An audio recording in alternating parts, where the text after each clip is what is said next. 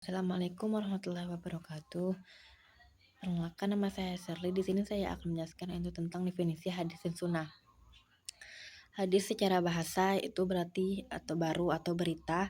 Secara istilah, hadis adalah segala perkataan atau perbuatan secara sifat fisik maupun budi pekerti yang berdasarkan kepada Nabi Muhammad SAW. Sunnah itu adalah secara bahasanya berarti jalan-jalan.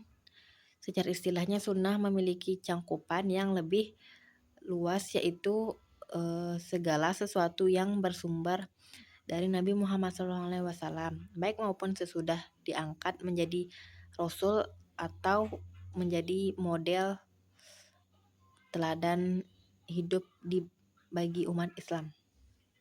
Yang kedua itu adalah jelaskan perkembangan hadis dari masa ke masa. Yang pertama itu masa Rasulullah. Hadis diterima langsung, penulisan masih berbatas karena kekhawatiran bercampur dengan Al-Quran. Hadis ini lebih banyak dihafal.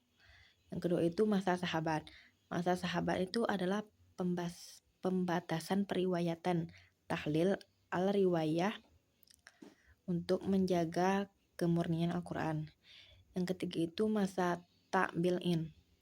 Hadis ini mulai dikumpulkan secara resmi pada masa Khalifah Umar bin Abdul Aziz. Yang keempat itu ada masa kodifikasi abad 2 sampai ke 3 Hijriah. Masa ke masa di mana dibakukan secara sistematis muncul kitab-kitab induk seperti Tulubus Sita. Yang kelima itu adalah masa pembersihan atau penyempurnaan masa setelahnya hingga sekarang yang fokus pada syarah atau penjelasan. Yaitu jelaskan klasifikasi hadis dan contoh hadis berdasarkan kualitas hadis. Hadis ini berdasarkan kualitasnya dibagi menjadi 3 kelompok. Yang pertama itu hadis sahih.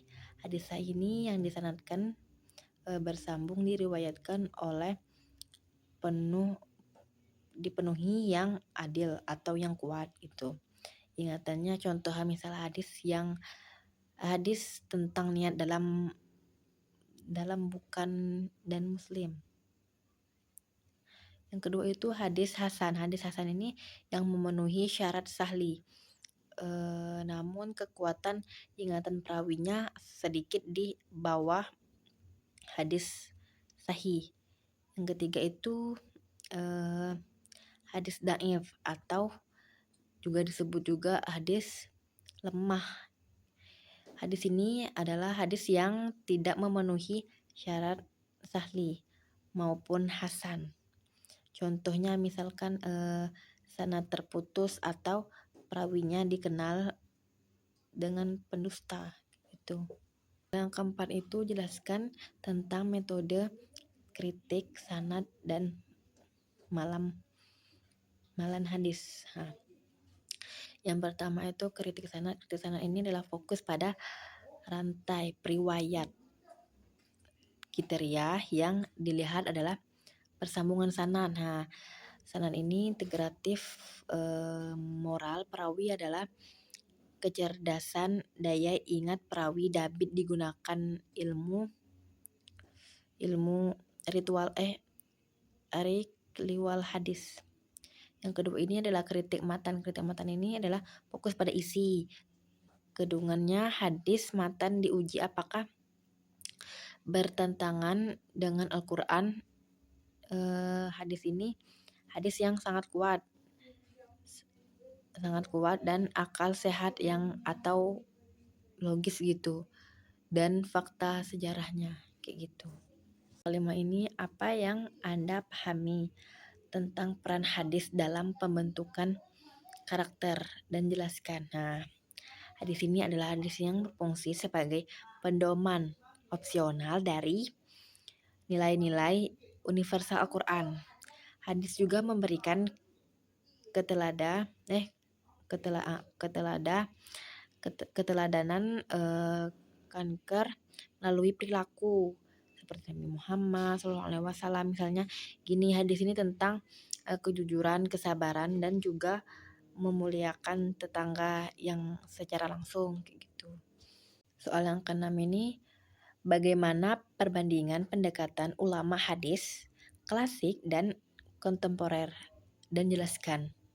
Klasik ini lebih fokus pada entitas tekstual dan kritik sanad yang sangat ketat gitu. Tujuannya adalah memisahkan hadis yang murni dari Nabi dengan yang palsu kayak gitu. Kontemporernya itu adalah selain menjaga otentitas, ulama masa kini lebih banyak menggunakan pendekatan kontekstual. Mereka mencoba mengangati makna hadis dikaitkan dengan problematika modern seperti sains dan hak asasi menulis dan sosial kayak gitu. Baik, sekian penjelasan dari saya. Wassalamualaikum warahmatullahi wabarakatuh.